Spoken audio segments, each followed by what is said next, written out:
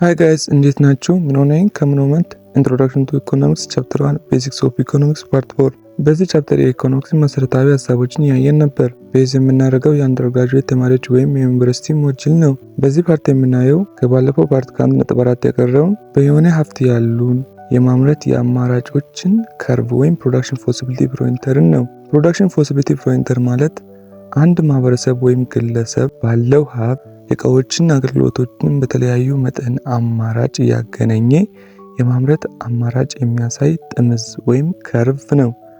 አንድ ምሳሌ 100,000 ብር ቢኖራችሁ ስልክና ሰፍቲ ሻጭ ብትሆኑ ስንት ስልክና ስንት ሰፍቲ መሸመት እንደምትችሉ ያላችሁ አማራጭ ይነግራል። ይሄም ስልኩ 10,000 ቢሆን ሰፍቲው 1,000 ቢሆን 9 ስልክና 10 ሰፍቲ መሸመት ትችላላችሁ። 8 ስልክና 20 ሰፍቲ መሸመት ትችላላችሁ። 7 ስልክና 30 ሰፍቲ መሸመት ትችላላችሁ። እንደዚህ ያለ ብዙ አማራጮች አሏችሁ። ፕሮዳክሽን ፖሲቢሊቲ ከርቭ ይሄም በከርቭ ስንገልጽ ነው። ፕሮዳክሽን ፖሲቢሊቲ ከርቭ ወይም ፕሮዳክሽን ፖሲቢሊቲ ፖይንተር ለመስራት እነዚህ 5 ነገሮችን ማረጋገጥ አለባችሁ። እነዚህን ከማየታችን በፊት ይችን ላስተም ያየናትን ምሳሌ በደንብ አስተውሱ። ወደ አሰምሽኑ ስንመጣ አንደኛ በሙሉ አመቱ ያለን ሀብት መጠኑም ጥራቱም የሚቀያየር መሆን የለበትም።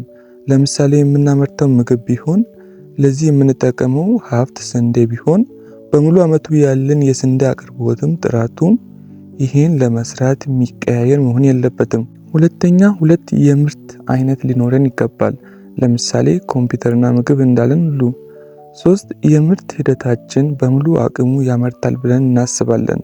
ለምሳሌ ያለን ሀብት 2000 ኮምፒውተር ወይም 500 ሜትሪክ ቶን ምግብ ያመርታል ብንል ምንም ሳይቀንስ ሳይጨምር ይሄን ያመርታል ብለን እናስባለን። 4 የምናመርትበት ቴክኖሎጂ በሁለቱም ነገሮች አይቀየርም ማለት ሁለቱም በፊት ስናመርት የነበርነውን ቴክኖሎጂ አይቀይሩም ማለት ነው። ምክንያቱም የቴክኖሎጂ ለውጥ እድገትን ስለሚያመጣ ነው። 5 ያሉን ግብዓቶች አንዱ ዕቃ በተሻለ ማምረት አለባቸው ማለት ያለን ሀብት አንዱን በተሻለ ማምረት አለበት ወይም በአንዱ የተሻለ ትርፍ ማግኘት አለብን። ኦኬ ይህችን ቴብል እዩት። 500 ሜትሪክ ቶን ምግብ ስናመርት ምንም ኮምፒውተር አላመረትንም። 420 ሜትሪክ ቶን ምግብ ስናመርት 500 ኮምፒውተር አመረተን። 320 ስናደርገው 1000 ኮምፒውተር አመረተን። እንደዚህ ያለ ብዙ አማራጮች አሉን። ኦኬ ይህን በከርቭ ስናይ ያው በቴብል ያየነውን ይደግማል። ግን እዚህ ጋር እንድትይዙ የምፈልገው ነገር እነዚህ ግራፍ ላይ ያሉ ፖይንቶች ላይክ BCDE በውጤታማነት ከመረተን የሚደረሱ ናቸው። ሌላ ደግሞ በውስጥ በኩል ያሉት ላይክ Q የሚደረሱ ግን የምርት ሂደቱ ውጤታማ እንዳልሆነ ያሳያሉ። ሌላ ደግሞ በውጭ በኩል ያሉት ላይክ R በምንም ውጤታማነት ብናመርት የማይደረሱ ናቸው። ኦኬ ፕሮዳክሽን ፖሲቢሊቲ ፖይንተር በጣም ጠቃሚ ሀሳቦችን ይይዛል።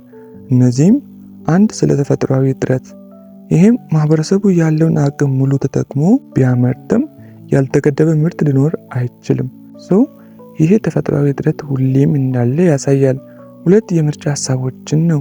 ይህም በካርባችን ላይ ያሉ እንቅስቃሴ ሁሉም ያሳየው ምርጫን ነው ማለት አንዱን የቀነሰን አንዱን የጨመረን ስንሄድ አደል በካርባችን ላይ እንቅስቃሴ የሚኖረው ያኔ የመረጠን ነው። 3 የአማራጭ መስዋዕትን ነው።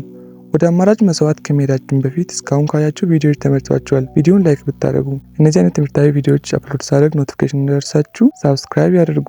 ደግሞ ያልገባችሁን እንዲሻሻል የምትፈልጉት ነገር ካለ ኮሜንት ስር አሳውቁኝ። የቪዲዮን ፒፒቲ ከፈለጋችሁ ቴሌግራሚ ሊንክ ከታች አለላችሁ። ስንቀጥል የአማራጭ መስዋዕትን ስናይ በካርቫችን ላይ አንዱን ጨምረን ስናመርት ሌላው ይሰዋል። ስለዚህ ፕሮዳክሽን ፖሲቢሊቲ ፖይንተር የአማራጭ መስዋዕትን ይገልጻል። ከአማራጭ መስዋዕት ጋር በተገናኘ አንድ ህግ አለን። ይሄም የሚያስቀምጠው አንድን ምርት ማምረት በጨመረን ቁጥር በእያንዳንዱ በጨመርነው ምርት የአማራጭ መስዋዕት ይጨምራል የሚል ነው።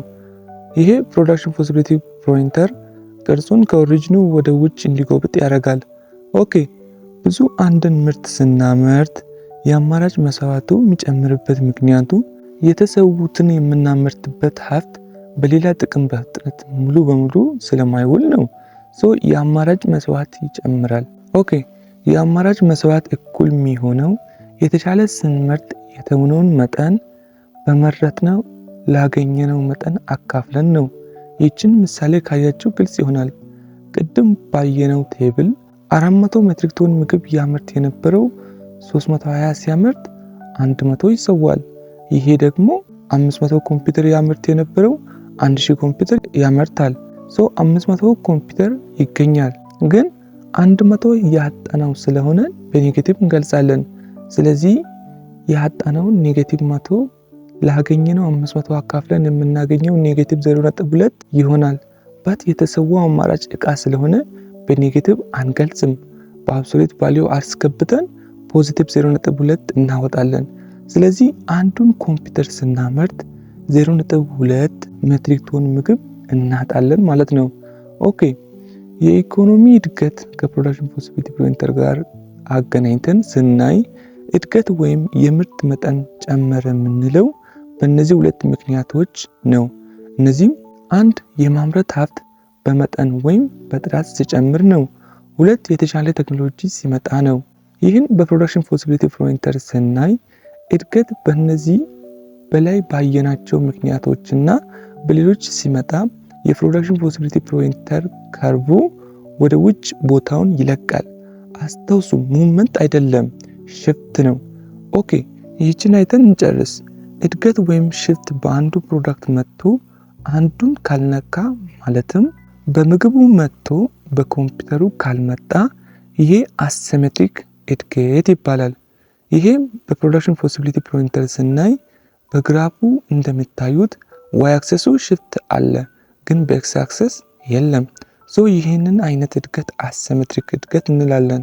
እነዚህ ጥያቄዎችን በደንብ ይዩዋቸው። በእነዚህ ላይ ከተለያዩ ግቢዎች ያገኟቸውን ሚድና ፋይናል ኤግዛም ጨምሬ በፋይናል ፓርቶች መጣ ነው የሚሆነው። ቴንክ ዩ